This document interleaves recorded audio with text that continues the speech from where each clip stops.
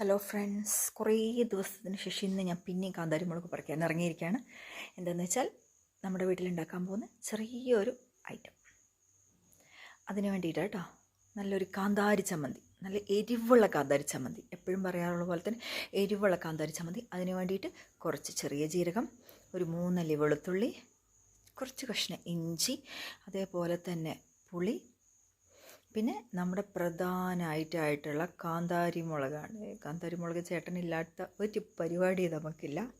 അടിപൊളി ടേസ്റ്റാണ്. ചൂട് ചോറിൽ ഒരു മുട്ടയും കൂടെ പൊരിച്ച് കാന്താരി ചമ്മന്തി ഉണ്ടെങ്കിൽ നമുക്ക് നല്ല സൂപ്പറായിട്ട് ഫുഡ് കഴിക്കാം കേട്ടോ. നമ്മുടെ കൊളസ്ട്രോളൊക്കെ കുറയ്ക്കാൻ പറ്റിയൊരു സാധനമാണ് ഈ ചമ്മന്തി എന്ന് പറയുന്നത്.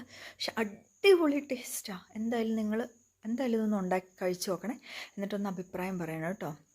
ഇതിൻ്റെ ഒപ്പം തന്നെ എന്ത് ചെയ്യുക, കുറച്ചും കൂടി പാകത്തിനുള്ള ഉപ്പ് ഇട്ടിട്ട് നല്ലോണം അരച്ചെടുത്ത് കഴിഞ്ഞിട്ട് നമ്മൾ എന്ത് ചെയ്യുക, നമ്മുടെ ചോറിൻ്റെ ഒപ്പം, വേറെ ഒന്നിൻ്റെ ഒപ്പം അല്ല, ചോറിൻ്റെ ഒപ്പം മാത്രമേ കൂട്ടാൻ പറ്റുള്ളൂ. പക്ഷെ അടിപൊളി ടേസ്റ്റാണ് മക്കളെ, അടിപൊളി ടേസ്റ്റ്, പറയാതിരിക്കാൻ പറ്റില്ല.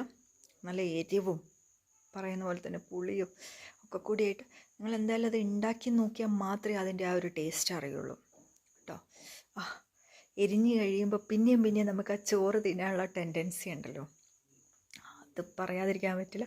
അപ്പോൾ എന്തായാലും നിങ്ങളത് എന്തായാലും ഉണ്ടാക്കിയിട്ട് അഭിപ്രായം പറയണേ. അടിപൊളി ടേസ്റ്റാണ് ഈ ചമ്മന്തി എന്ന് പറയുന്നത്.